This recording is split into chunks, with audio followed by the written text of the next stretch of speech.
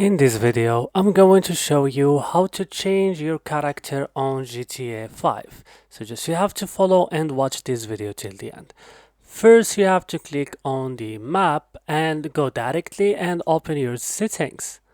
So here on settings, go directly and click on binding.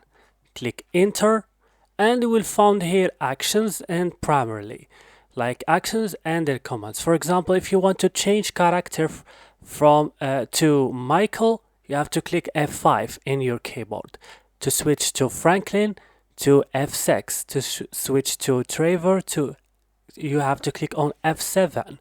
So right now you will just back to the game and you go and hit on your keyboard on, for example, F5, and you can right now switch to the character that you want, for example to Michael. For example, me, I don't have it because I didn't finish the mission. So just click on F5, F6, F7 and you can switch correctly and easy. So guys, I hope this video was useful for you. Don't forget to like and also subscribe, and bye.